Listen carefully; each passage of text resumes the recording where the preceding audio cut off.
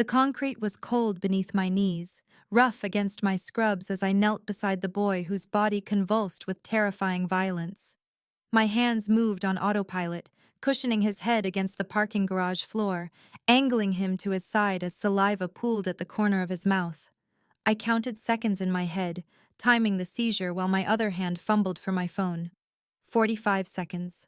50. His limbs jerked in rhythms I recognized from 100 pediatric emergencies. But something about this felt different, dangerous in a way that had nothing to do with the medical crisis. The parking garage was too quiet, too empty for this time of night at St. Augustine Hospital. Where was security? The boy was maybe 16, dark hair plastered to his forehead with sweat, dressed in expensive clothes that seemed wrong for a teenager alone in a hospital parking garage at 2 in the morning. 65 seconds.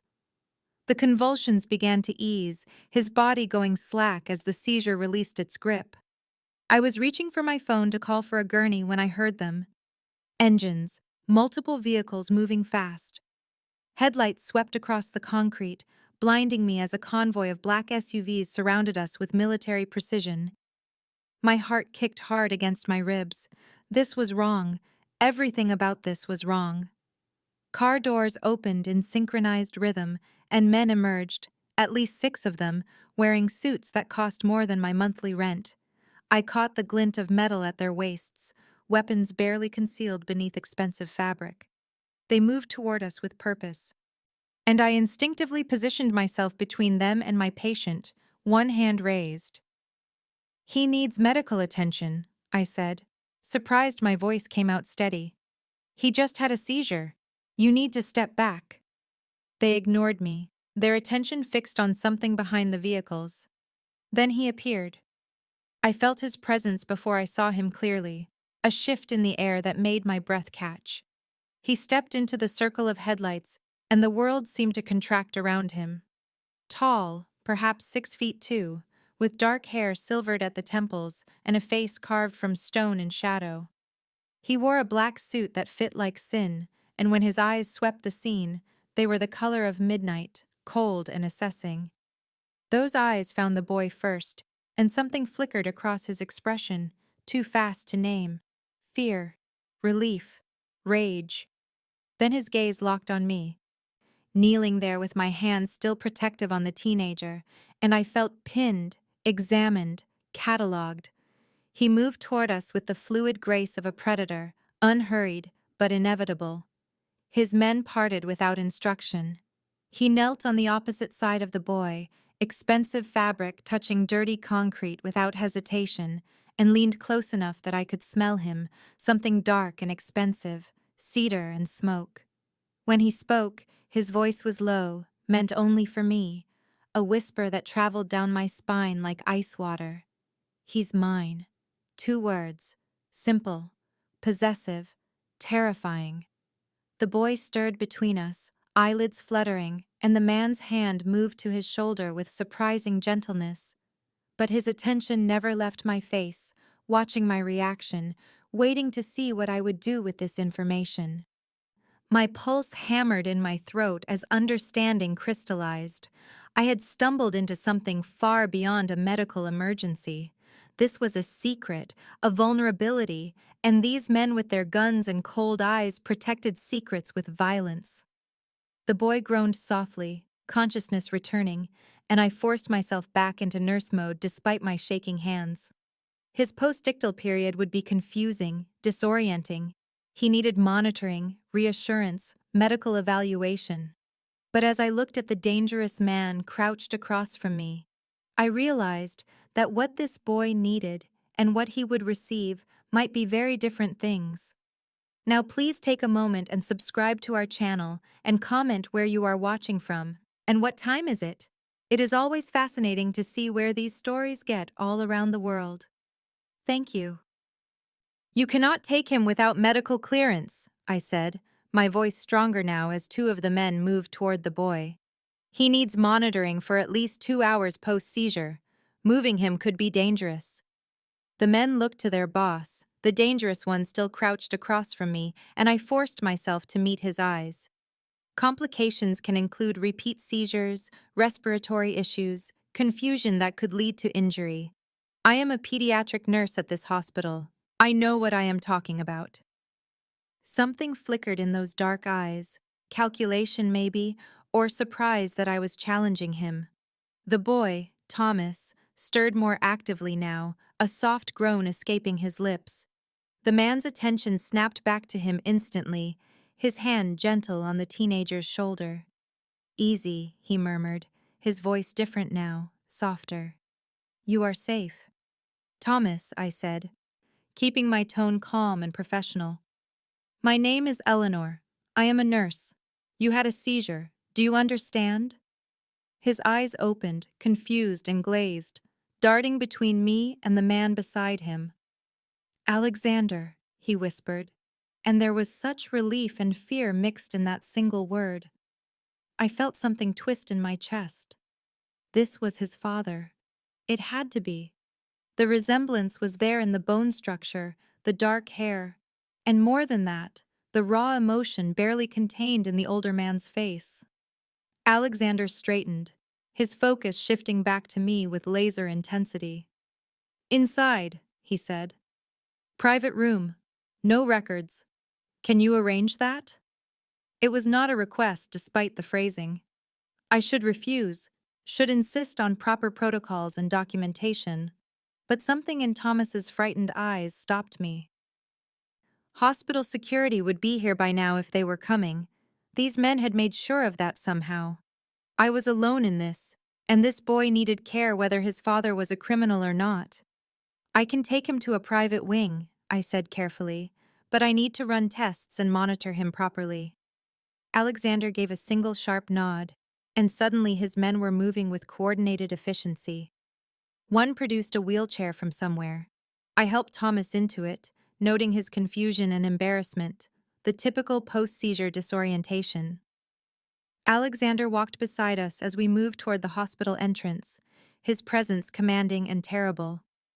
Staff members appeared and disappeared with unusual speed, doors opening before us, hallways clearing. Whatever power this man had, it extended into my hospital, into the place I had thought safe and governed by rules. We reached a private room in the executive wing, a space usually reserved for wealthy patients who valued discretion. Thomas was transferred to the bed, and I began my assessment, checking his vitals while Alexander positioned himself in the corner, phone already at his ear. I caught fragments of his conversation, his voice low and cold. Where was Ferrars? Why was Thomas alone? Someone would answer for this. The threat in his tone made my hands shake as I prepared to start an IV. Thomas was more alert now, watching me with wary eyes. "How long?" he asked quietly. 70 seconds, I told him. "Not too bad. Have you had seizures before?" He glanced at Alexander, who had ended his call and was watching us with unreadable intensity. "Yeah," Thomas admitted.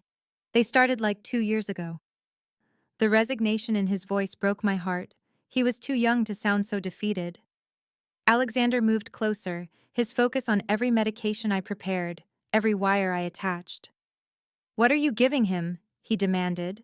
I explained each medication and its purpose, feeling his scrutiny like a physical weight, and slowly understanding dawned. This powerful, dangerous man was terrified for his son, and that terror made him more dangerous than any weapon his men carried.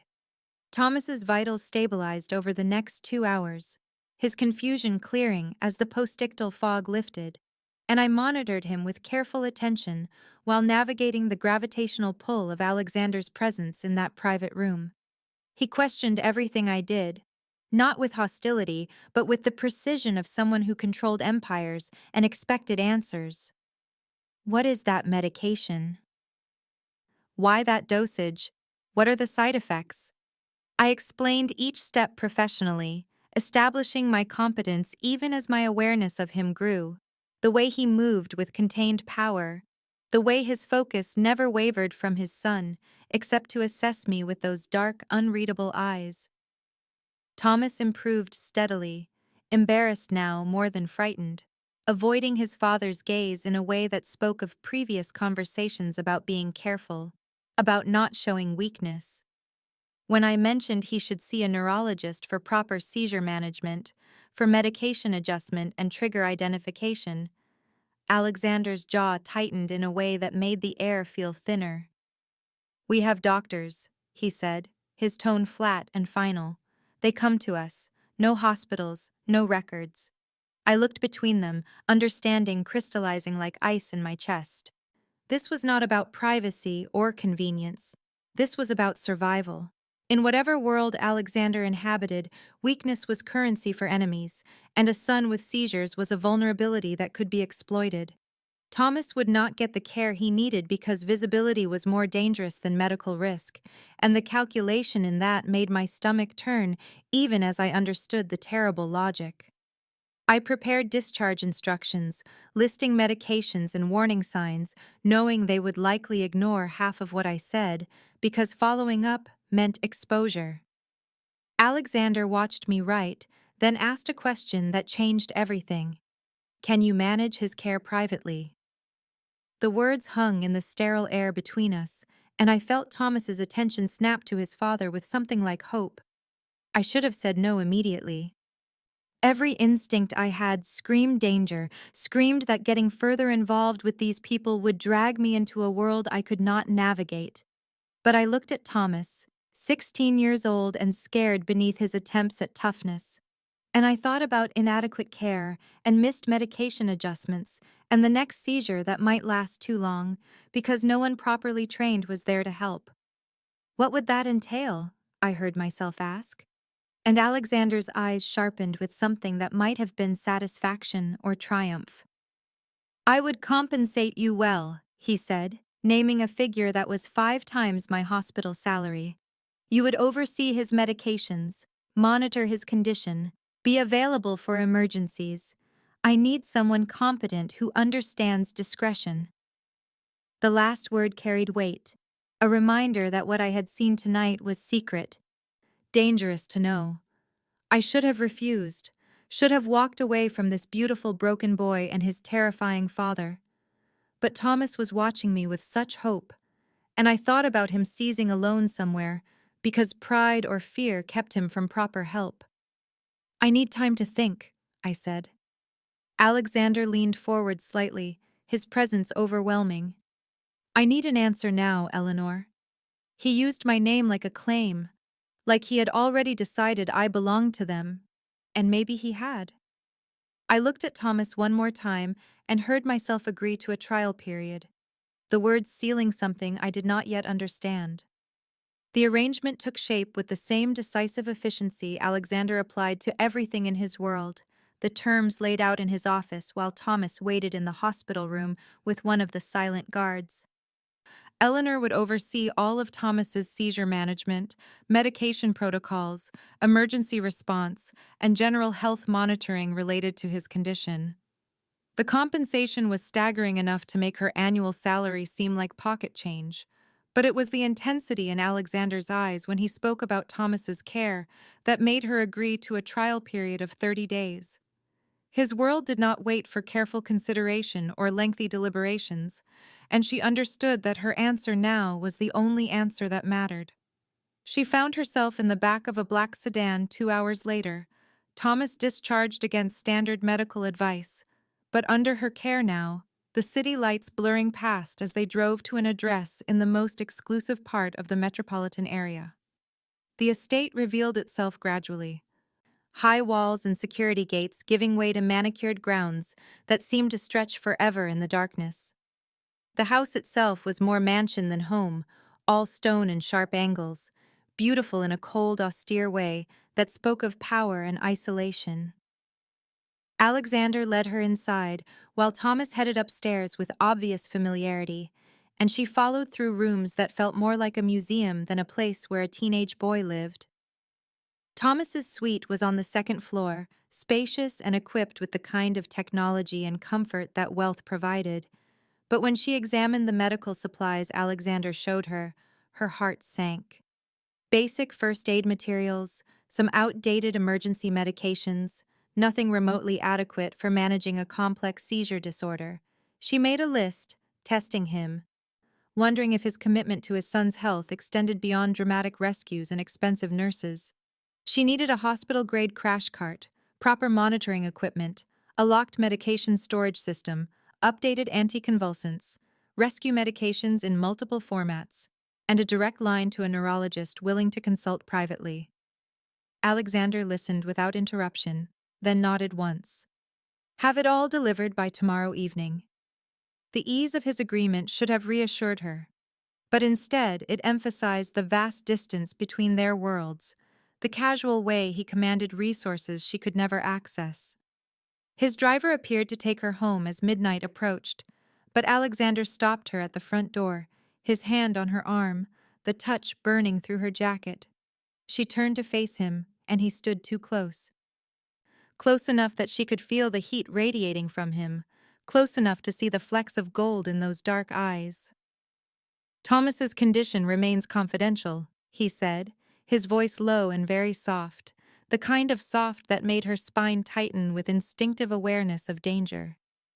What you have seen tonight, what you will see in my home, it stays private. He did not elaborate on the consequences of betrayal, did not need to, the threat implicit in his stillness and the weight of his attention. She nodded, her mouth dry, and something flickered across his face that might have been approval or respect.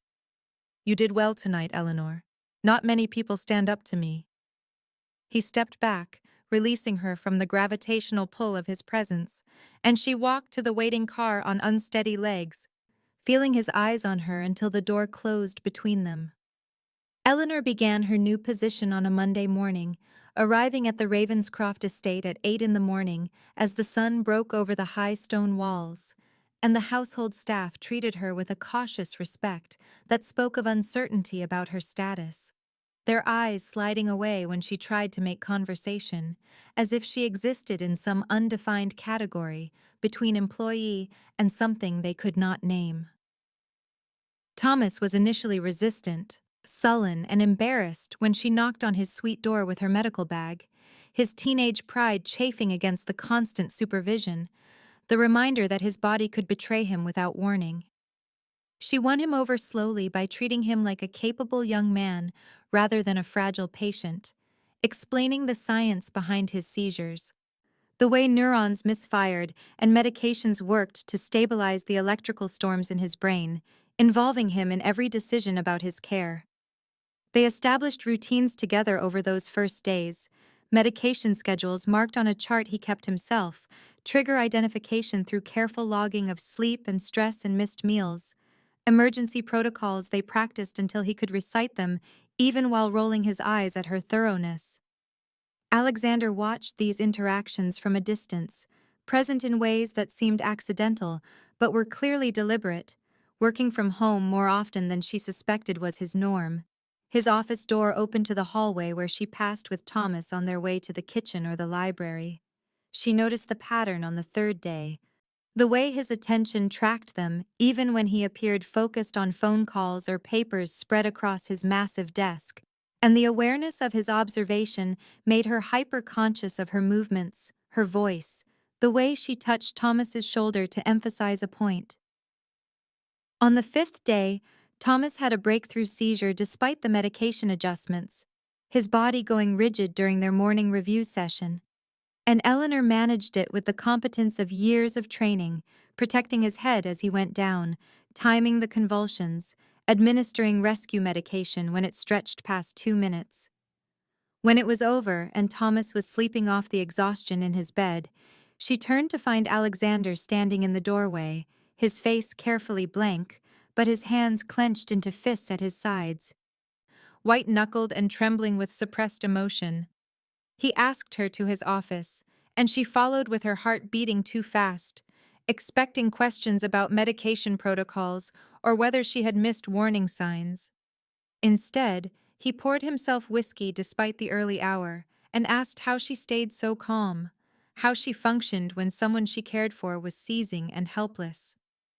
The question was personal, stripped of his usual commanding certainty, and she answered honestly because something in his vulnerability demanded truth. Fear is useless in a crisis, she said. You feel it after, when they are safe. He looked at her for a long moment, something shifting behind those dark eyes, and she felt the ground move beneath her feet, as if the entire world had tilted on its axis. Eleanor began noticing details about Alexander's life that she had deliberately ignored in those first weeks. The men who came and went at odd hours with weapons barely concealed beneath expensive suits, their eyes cold and assessing when they passed her in the hallways. The conversations that stopped abruptly when she entered rooms, leaving silence heavy with unspoken business. The way guns were casually present throughout the house, resting on side tables or tucked into drawers. She opened, looking for mundane items like pens or notepads. She was not naive despite her ordinary life before this, and she understood what he was, the violence he commanded, the empire he ruled through fear and calculated brutality, and the knowledge should have sent her running back to her small apartment and her safe hospital shifts and her uncomplicated existence. But Thomas needed her, his condition requiring consistent expert care that Alexander's money alone could not provide, and increasingly she found herself curious about the man behind the fearsome reputation, the father who sat with his son during medication reviews, the leader who spoke in low, dangerous tones that made hardened criminals pale. Alexander began lingering when she was working with Thomas in those second and third weeks, leaning against door frames or sitting in the corner of the room, ostensibly reviewing papers or taking calls, but his attention clearly on them, and he started asking questions that had nothing to do with seizure protocols, questions about her background, her family, why she became a nurse, what she did when she was not working. She kept her answers brief and professional, maintaining the boundaries that seemed increasingly important as his interest grew more personal. But the boundaries felt thinner each day, worn down by proximity and the intimacy of shared concern for Thomas. One evening in the fourth week, Thomas asked if she would stay for dinner, his tone casual, but his eyes hopeful.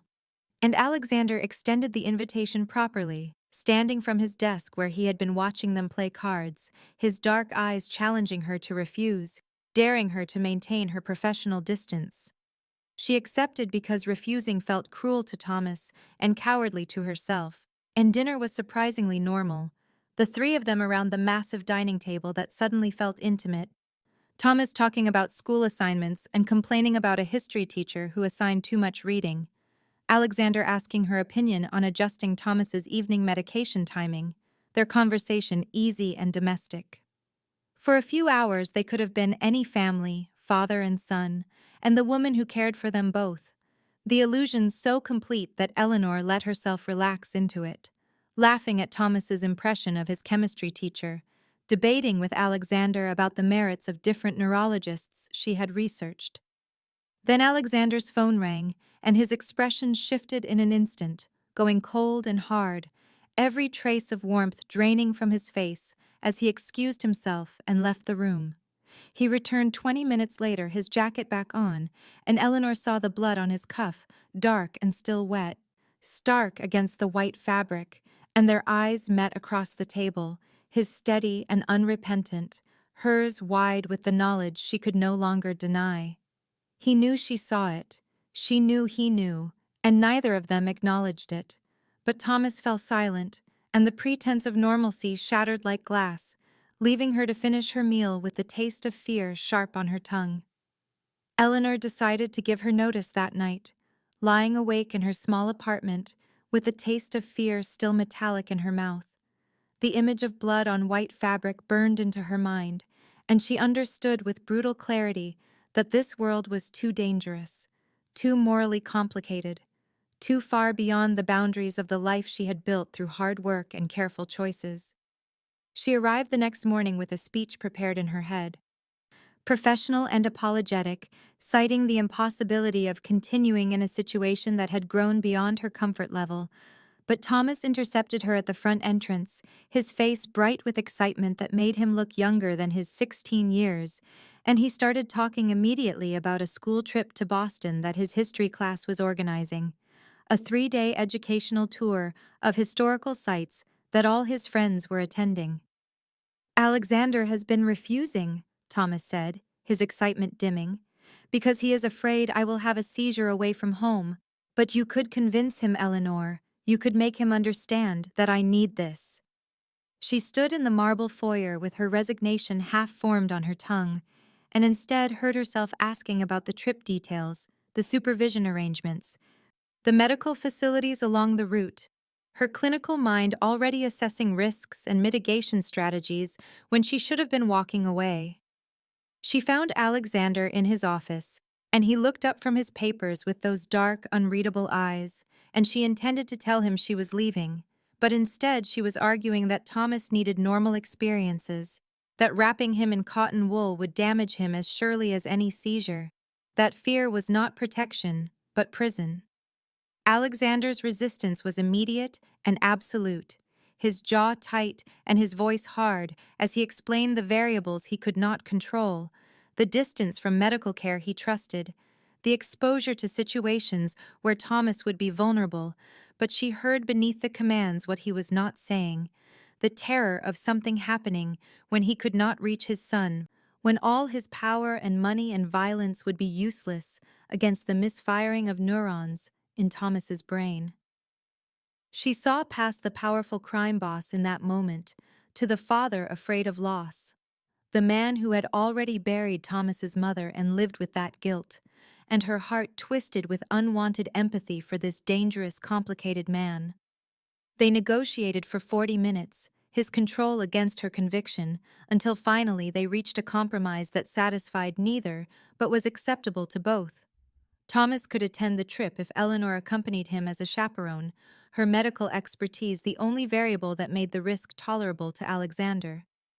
He looked at her after they agreed, really looked at her, with something beyond gratitude in his expression. Something heated and intense and hungry that made her breath catch in her throat and her skin prickle with awareness.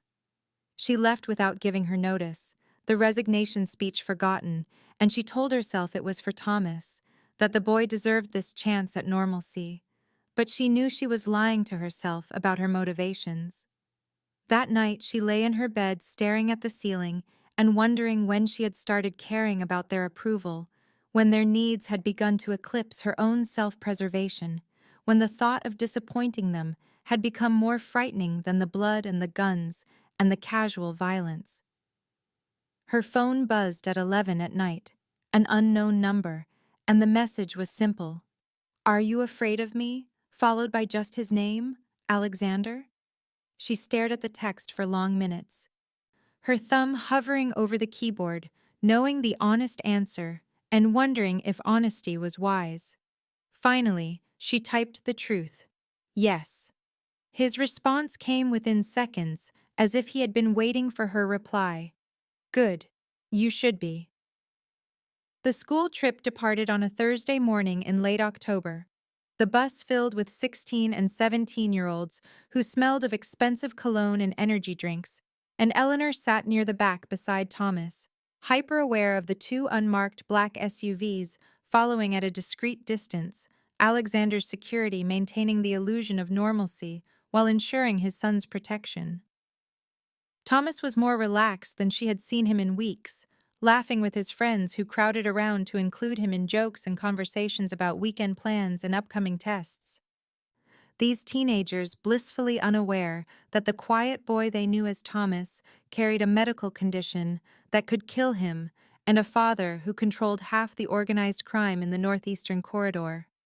She watched him be normal, just a teenage boy complaining about homework and teasing his friends about their dating disasters, and she understood why he had fought so hard for this, why Alexander's protective instincts had to be negotiated against Thomas's desperate need for an ordinary life. The museum was 3 hours north in a small city known for its Revolutionary War history, and the day proceeded smoothly through the morning, the students dutifully following their teachers through exhibits, while Eleanor stayed close to Thomas without hovering, her medical bag always within reach, her attention split between the historical narratives and her internal medication schedule tracking. Lunch was in the museum cafeteria, loud and chaotic, and it was there that Eleanor realized something was wrong, reaching for Thomas's medication bag in her larger tote and finding it missing, her heart stuttering as she checked again, methodically removing items, telling herself she had simply buried it beneath her wallet and water bottle and the museum brochure. But it was gone. Definitely and completely gone. And she kept her panic internal and her face calm as she calculated timing and risk, with the clinical part of her brain that functioned even in crisis. Knowing that Thomas had taken his morning dose at 7, and that they had perhaps 4 hours before the missed afternoon dose became medically critical, before the risk of breakthrough seizure climbed from unlikely to probable. She excused herself from the table, telling Thomas she needed to find a bathroom, and spent 20 minutes searching frantically while maintaining an appearance of casual, unhurried movement, checking the bus where their bags had been stored, retracing her steps through the museum exhibits, asking the teachers if anyone had turned in a small blue medical pouch. She found it finally in a women's bathroom on the second floor, tucked behind a toilet in the last stall, placed deliberately where it would not be casually discovered, and her blood went cold with the understanding that this was intentional, that someone knew about Thomas's condition and had hidden his medication, had created a situation where he would be vulnerable and exposed. She pulled out her phone with shaking hands and texted Alexander, just 3 words. Medication bag hidden, and his response came within 10 seconds. Get Thomas to parking lot now. She obeyed without question, inventing a story about Thomas's aunt having a medical emergency and needing to leave immediately, her lies smooth and apologetic to the confused teachers, and Thomas followed her with growing alarm as she guided him quickly through the museum and out to the front parking area. Alexander arrived in 15 minutes, though the estate was 3 hours away, which meant he had been following closer than she realized, and when he emerged from the lead vehicle, his contained fury was terrifying, his face blank, but his eyes promising violence. And she watched him assess Thomas with a single comprehensive look before turning that deadly attention to her and demanding details. The drive back was tense and silent. Thomas confused and upset in the back seat beside Eleanor, Alexander in front, making calls in a low voice about finding the leak and identifying who had access to Thomas's schedule and knew about the trip. His words clipped and cold, and absolutely without mercy. And across the space between the front and back seats, Eleanor met his eyes in the rearview mirror and saw the promise of retribution against whoever had dared threaten his son. The estate transformed overnight into a fortress under siege. Security teams doubled and patrol rotations tightened, and every entrance was now manned by armed guards who checked credentials with grim efficiency. And Thomas became a prisoner in his own home. No more school, no more friends visiting, just the endless rooms of the mansion and the weight of invisible threats pressing in from all sides. Eleanor watched him withdraw, his usual teenage energy dampening into sullen anger and frustrated helplessness. His questions about when things would return to normal met with vague reassurances that satisfied neither of them, and she became his only real connection to something resembling normalcy, the one person who treated him like more than a security liability.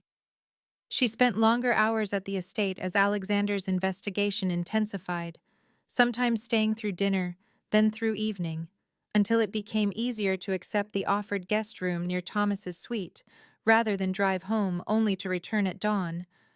And the estate began to feel less like her workplace, and more like a prison she had chosen. On the 4th night of lockdown, Eleanor found herself wandering the silent halls past midnight, unable to sleep, her mind restless with unasked questions about what Alexander was doing to find the people who had targeted Thomas, what methods he was employing, what lines he was crossing in the name of protection. She found him in his office, the door half open and lamplight spilling into the darkened hallway, and when she looked inside, he was sitting behind his massive desk with his jacket discarded and his tie loosened, a crystal tumbler of amber whiskey in his hand, and he looked different somehow, exhausted in a way that made him seem almost human, the dangerous edges softened by fatigue. He looked up when she hesitated in the doorway, and instead of dismissing her, he simply gestured to the leather chair across from his desk. A silent invitation. And when she sat, he poured a second glass without asking if she wanted it, sliding it across the polished wood surface toward her, with fingers that were steady despite the late hour and the weight she could see pressing on his shoulders. They sat in silence for a long moment, the whiskey burning warm down her throat, and then he began to talk, really talk, in a way he never had before, his voice low and rough as he told her about Thomas's mother, a woman named Catherine, who had been kind and gentle and completely wrong for his world, but whom he had loved anyway.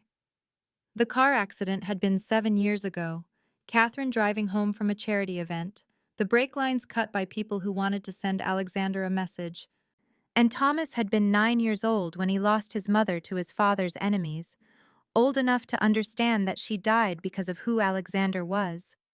He told her about raising a son alone in a world built on violence, trying to give Thomas normalcy while teaching him the realities that would keep him alive, about the seizures starting 2 years ago and the terror that gripped him every single time, the helpless knowledge that all his power meant nothing against the misfiring neurons in his son's brain.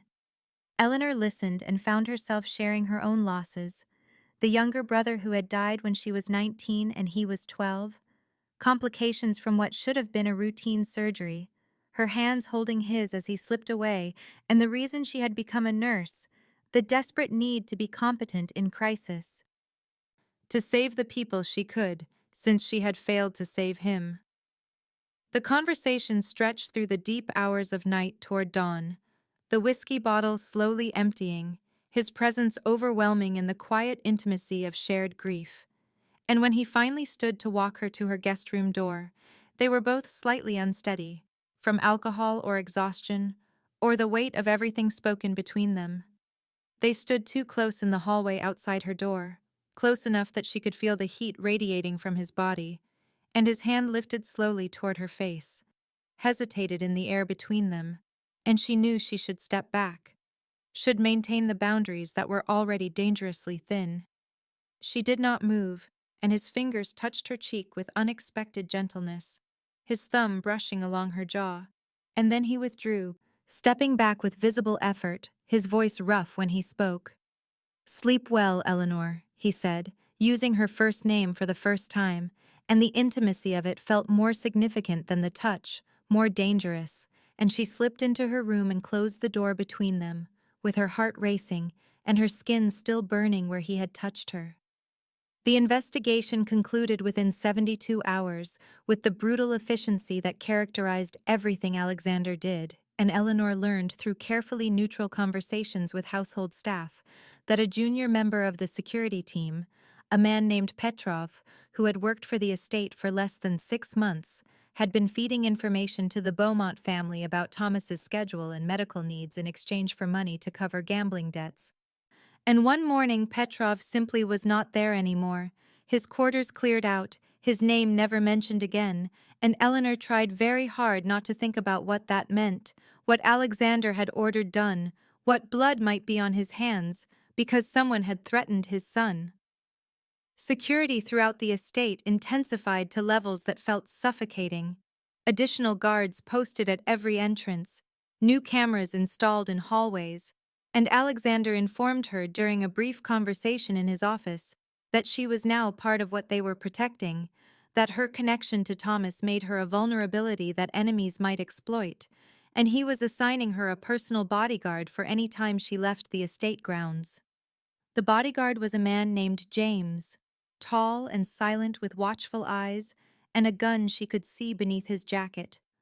And he appeared outside her apartment the next morning when she left for her hospital shift, following her car in an unmarked vehicle, waiting in the parking garage, shadowing her movements with professional discretion that nonetheless made her feel like a prisoner. She lasted 3 days before her frustration boiled over, and she arrived at the estate and went directly to Alexander's office, not bothering to knock, interrupting a phone call with her demand that he call off his guard dog because she would not live her life under constant surveillance. Alexander ended his call with a single word and stood from behind his desk, moving around it with that predatory grace she had learned to recognize as danger. and she held her ground even as her heart rate accelerated, even as he came close enough that she had to tilt her head back to maintain eye contact. "Do you think this is about control?" he asked, his voice low and dangerous in a way that made her skin prickle with awareness. "This is about keeping you alive, Eleanor, because the Beaumonts know you matter to Thomas, and they will use that." And his words hung between them with an implication he had not quite stated, an admission that she mattered not just to Thomas, but to him. And the air crackled with tension that had been building since that night. He touched her face and called her by her first name. She asked why he cared, her voice sharper than she intended, demanded to know why her safety warranted this level of protection, and he did not answer with words, instead closing the remaining distance between them and kissing her with an intensity that stole her breath, his mouth claiming hers in a way that was not gentle but not forceful either, giving her space to pull away even as his hands came up to frame her face. She did not pull away, instead kissing him back with months of accumulated tension suddenly igniting, her hands fisting in his shirt, and she felt the barely leashed control in the way he held her, the restraint that kept him from pushing further even as heat flooded through her body. His hands slid into her hair, tilted her head to deepen the kiss, and she made a sound against his mouth that might have been protest or surrender. And then he stopped, pulling back with visible effort, his breathing uneven and his eyes dark with want and something that looked like regret. "This is a mistake," he said, his voice rough, but his eyes contradicted the words, his hands still gentle in her hair, and she stood frozen as he stepped back and put careful distance between them, as he told her James would remain her security detail, and this conversation was over, his tone brooking no argument, even as everything about his body language screamed that he wanted to pull her back, wanted to finish what that kiss had started. Eleanor left his office within minutes, her lips still burning from his kiss, and her mind spinning with confusion and desire, and the sharp awareness that she had crossed a line she could never uncross, and she drove home with James following at his professional distance, her hands trembling on the steering wheel as she replayed every moment of that kiss, the heat of Alexander's mouth, the restraint in his touch, the way he had called it a mistake, even as his eyes told her he wanted to do it again. She called the estate the next morning and told the household manager she needed 2 days of personal leave, her voice carefully steady, and she spent those days in her small apartment trying to gain perspective on what was happening, trying to convince herself that getting involved with Alexander Ravenscroft was reckless and dangerous and would only end in heartbreak. But her arguments felt hollow against the memory of his hands in her hair and the raw admission that he wanted to keep her alive. On the second day, her phone rang with Thomas's name on the screen, and when she answered, his voice was small and worried, asking where she was, if she was coming back, if he had done something wrong. And the concern in his question broke something in her chest, because Alexander clearly had not told him anything about what had happened between them. She returned to the estate the following morning, her resolve uncertain, and found Alexander coldly professional, his greetings brief and formal, his eyes carefully avoiding hers, as if that kiss had never happened, as if he had not held her face between his hands and looked at her like she was something precious and dangerous all at once. The distance hurt more than it should have, a physical ache in her chest every time they were in the same room, and they moved around each other with painful care, their interactions limited to necessary discussions about Thomas's care, their words polite and empty. Thomas noticed the tension immediately, his observant eyes moving between them with confused concern, and he asked her once if she and his father had fought, and she told him everything was fine, even as the lie tasted bitter on her tongue. A week passed in strained silence, every accidental brush of hands in hallways feeling electric, every shared glance across the dinner table loaded with everything unsaid, and Eleanor found herself lying awake at night in her guest room, wondering how long they could maintain this pretense, this careful distance that fooled no one. Then on the 8th day, she was driving home from a brief stop at the hospital to handle paperwork when a dark sedan swerved into her lane without warning, forcing her toward the guardrail, and James reacted instantly, his vehicle cutting between hers and the attacker with precision that spoke of extensive training. And the sedan peeled away as James forced her to pull over, his face grim as he made rapid calls to Alexander. She sat in her car with adrenaline flooding her system and her hands shaking on the wheel, and 30 minutes later, Alexander arrived with a security convoy, barely leashed violence in every line of his body, his eyes blazing as he yanked open her car door and looked her over for injuries. He informed her in a voice that permitted no argument that she was moving to the estate immediately, that her apartment was compromised, that the Beaumonts knew where she lived and what she meant. And when she started to protest, he cut through her words with brutal honesty. They know where you live. They know you matter. You are not safe here. The blunt admission that she mattered, stated as undeniable fact, silenced her protests.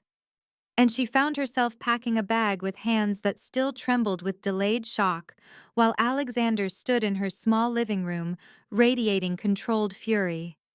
In his car surrounded by his security team, reality crashed down on her with crushing weight. People wanted to hurt her because of her connection to Alexander and Thomas. Her life had become a target, and there was no going back to the simple existence she had known before that night in the hospital parking garage when she had knelt beside a seizing teenager and looked up into Alexander Ravenscroft's dark and dangerous eyes. Living at the estate changed everything in ways Eleanor had not anticipated when she packed that hasty bag in her compromised apartment, and she found herself installed in a suite near Thomas's room on the second floor. A series of connected spaces decorated in soft grays and creams that were undeniably beautiful and comfortable and utterly a cage, because she was confined to the grounds for her safety, the iron gates and high walls and watchful guards a constant reminder that her independence had been stripped away with a single assassination attempt. Her shifts at the hospital were indefinitely suspended, and Alexander had arranged it with one phone call, his influence extending into administrative decisions with ease that should have alarmed her, and she felt the loss of her professional identity keenly, her life narrowing from the broad scope of her nursing career and modest apartment and normal existence to this single household, this gilded prison. Thomas was transparently glad she was there constantly, his anxiety about her absences evaporating now that she lived down the hall, and his condition stabilized with her consistent care and the security of routine. But the proximity to Alexander was exquisite torture because they shared meals at the long dining table with Thomas between them, passed each other in hallways where their shoulders sometimes brushed, existed in each other's space with an awareness that made her skin feel too tight. The tension built day by day, every polite good morning loaded with memory of his kiss, every casual conversation about Thomas's medication underlaid with the heat she saw in Alexander's eyes when he thought she was not looking. And she caught herself watching him too, noticing the way he rolled his shirt sleeves up when he worked in his office, the rare moments when he smiled at something Thomas said, the carefully controlled power in every movement. 2 weeks passed in this agonizing stalemate, and then Thomas was invited to a sleepover at the home of his friend Marcus, another boy from a family Alexander deemed secure enough to allow the visit, and the arrangements were made with meticulous security protocols and multiple guards stationed outside the residence. Eleanor found herself alone in the vast house with Alexander for the first time since moving in, the staff having withdrawn to their quarters after dinner, and she could not settle, pacing her suite until she finally gave up and went looking for him, intending to have a rational discussion about her need for some measure of independence, some connection to her former life. She found him in the library, a book abandoned on the arm of the leather chair where he sat with a glass of whiskey, and when she entered he looked up with eyes that saw too much, that stripped away her prepared speech before she could deliver it. They argued, her frustration pouring out about his control, about being kept like a bird in a cage no matter how beautiful, and he argued back about threats she did not fully understand. about the Beaumonts still circling, about his inability to function if he was worrying about her safety every moment.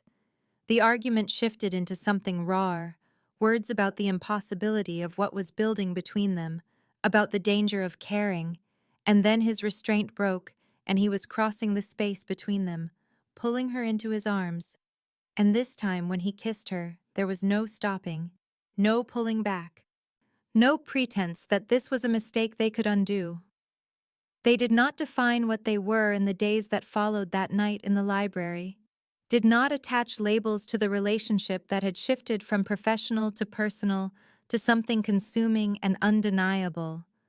But the dynamic between them deepened in ways Eleanor felt in every interaction, every glance across rooms, every casual touch that lingered.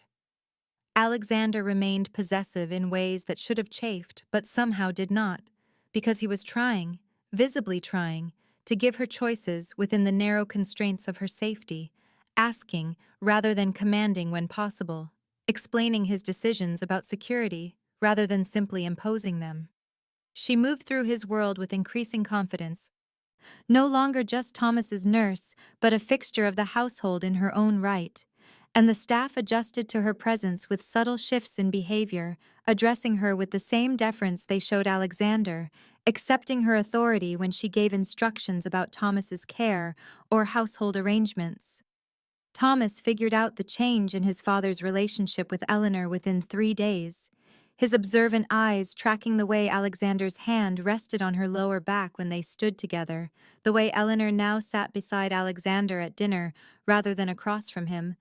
And he approached her one afternoon while she was organizing his medications to ask directly if she and his father were together, and she answered honestly that they were, watching his face carefully for signs of upset or resentment. He was cautiously pleased, she realized with relief, wanting his father to be happy after years of solitary grief, but also protective of her in a way that touched her deeply. And he told her seriously that his father could be difficult and controlling, but that he had never seen Alexander look at anyone the way he looked at her. She loved the boy like her own by then, their bond deep and genuine, forged through months of medical crises and quiet conversations, and the trust that came from her treating him as capable rather than fragile. And she told him she loved his father, but also that she was not going anywhere, that he was stuck with her regardless of what happened between the adults. For 3 weeks there was almost peace, a domestic routine that felt surreal given the violence underlying Alexander's world. Mornings where she managed Thomas's care, and afternoons where she worked on updating his medical protocols, and evenings where the 3 of them shared meals and conversation like any family. Then intelligence came through Alexander's network, detailed and alarming. The Beaumonts were planning something significant, a direct assault on the Ravenscroft organization's holdings and leadership, and Alexander moved into crisis mode immediately, locking down the estate with additional security, arranging to send Thomas to a secure location upstate where trusted associates would guard him.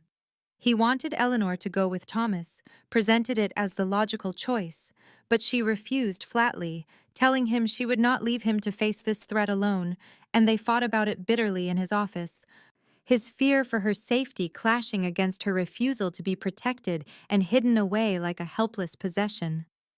She made him understand the distinction, that she was choosing to stay, choosing him and this dangerous life with open eyes, and the choice mattered more than the safety he wanted to impose. And finally he yielded, but only after making her promise to follow every security protocol exactly, to get to the safe room when the attack came, to trust his men to protect her. The night before the expected assault, Thomas already evacuated, and the house locked down tight. They lay together in Alexander's bed, and he told her things he had never told anyone, his fears that he had inherited his father's violence and passed it to his son through the dangerous life he provided, his regrets about the choices that had killed Thomas's mother, how Eleanor and Thomas were the only truly good things in his violent life, and how terrified he was of losing them both. The attack came at dawn, just as Alexander's intelligence had predicted. the soft gray light barely beginning to touch the horizon when the outer security alarms shrieked and the estate transformed from sleeping fortress to active war zone in the space of 3 heartbeats. And Eleanor was awake instantly, adrenaline flooding her system as she heard shouting, and then the unmistakable crack of gunfire echoing across the grounds. She followed the protocols exactly as she had promised Alexander, her hands steady despite her racing heart as she moved quickly from her suite to the reinforced safe room hidden behind false paneling in the library, the mechanism clicking shut behind her with a finality that made her stomach clench. And then there was nothing to do but wait in the small, windowless space with its communications equipment and emergency supplies, listening to the muffled sounds of violence happening somewhere above and around her. The safe room had monitors showing security camera feeds, but half of them were already dark, cameras destroyed or disabled, and the remaining views showed chaos. Armed men in tactical gear breaching the outer walls, Alexander's security forces engaging them with practiced efficiency that spoke of training and experience she could only imagine. She saw Alexander himself on one monitor, moving through the main hall with a weapon in his hands and cold purpose in every line of his body, directing his men with hand signals, and her breath caught because this was the truth of what he was, not the man who held her gently in the dark, but the dangerous predator who had built an empire on violence and control. Hours crawled past with agonizing slowness, the sounds of gunfire gradually diminishing but never quite stopping. And she did not know if that meant Alexander was winning, or if his forces were being slowly overwhelmed. Did not know if he was alive or bleeding out somewhere while she cowered in safety. And the not knowing was agony worse than any physical pain she had experienced. She pressed her hand against the monitor showing the last view of the main hall, now empty, and prayed to a god she was not sure she believed in anymore, bargaining with the universe that she would give anything, do anything, if Alexander survived this. Finally, after an eternity compressed into 4 hours, the communications panel lit up with the all-clear signal, the specific pattern of lights that meant Alexander's forces had secured the estate, and her hands shook so badly she could barely work the mechanism to open the safe room door, emerging into the library to find it damaged. Bullet holes stitching across one wall, broken glass glittering on the floor. She ran through the house in her bare feet, not caring about the debris, searching frantically for Alexander, her heart in her throat, and she found him finally in the main hall, directing cleanup operations, his shirt torn and blood-stained, a graze wound visible on his left arm, his face exhausted but alive, so blessedly alive.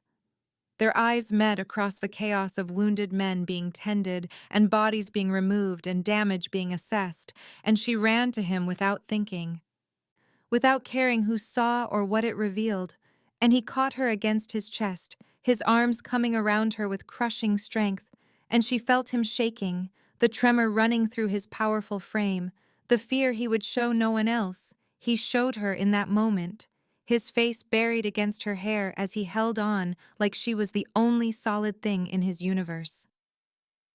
Eleanor took time to consider his question in the 3 days that followed the brutal peace Alexander had brokered with the Beaumonts, and she asked for permission to visit Thomas at the secure location upstate, needing to see the boy and needing space from Alexander's overwhelming presence to think clearly about what staying truly meant. Alexander arranged the transport without argument, understanding perhaps that she needed this, and the drive through autumn countryside gave her hours to turn the question over in her mind, examining it from every angle like a puzzle with pieces that did not quite fit together in ways that made rational sense. Thomas was staying in a converted farmhouse surrounded by security that looked like farmhands, and he ran to her when she arrived, his relief at seeing her palpable, and they spent the afternoon walking the property while he talked about missing home and school and his normal life. And then he asked her directly with the bluntness of 16 years old if she loved his father. And the question stopped her because she had been avoiding that specific word even in her own thoughts. She realized standing there in the fading October light that she did love Alexander Ravenscroft, deeply and completely, and probably foolishly. Despite the violence that surrounded him like an atmosphere, despite the moral compromises his world required, despite the danger that would never fully disappear, and she told Thomas the truth, and he studied her face with eyes too old for his age, and said he was glad because his father had been alone too long, and maybe she could make him remember how to be happy. She returned to the estate the next morning, with her answer crystallizing into certainty during the drive back. And she found Alexander in his office where he had clearly been working through the night. Exhaustion carved into the lines around his eyes. And when he looked up and saw her, something vulnerable flashed across his face before he controlled it. She told him she was choosing this life, choosing him and Thomas, and the dangerous, complicated reality of what they were building together. But she had conditions that were not negotiable, and he listened without interrupting, as she laid them out with the firmness of someone who knew her own worth and would not be diminished.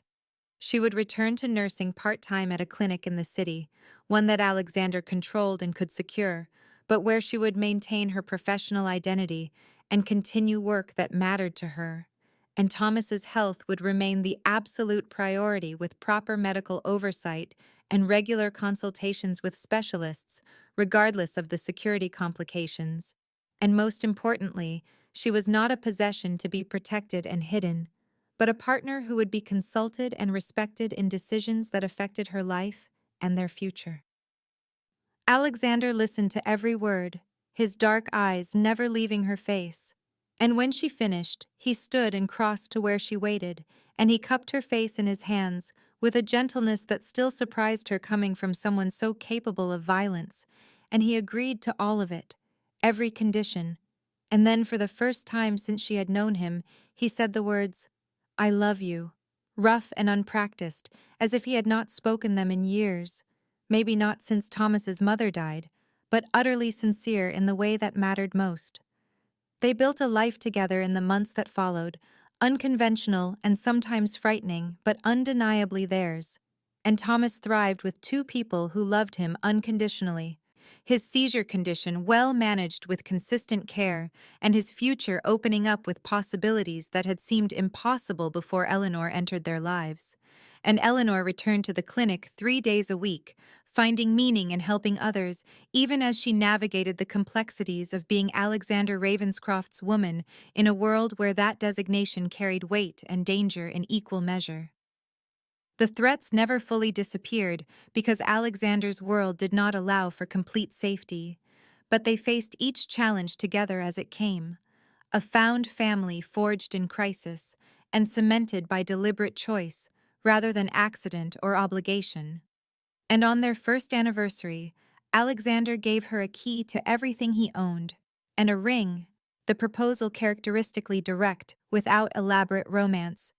Just his voice steady and certain, asking her to marry him, to build this life with him permanently and legally.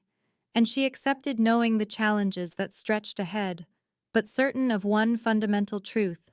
She was exactly where she belonged, with the fierce Mafia boss who whispered his vulnerabilities only to her in the darkness, and the teenage boy who had started calling her family without any awkwardness or hesitation. And she had never imagined this life when she responded to an emergency in a hospital parking garage, but she would not trade it for any safer alternative, because love, real love, was worth the danger and the compromises, and the constant vigilance required to protect what mattered most.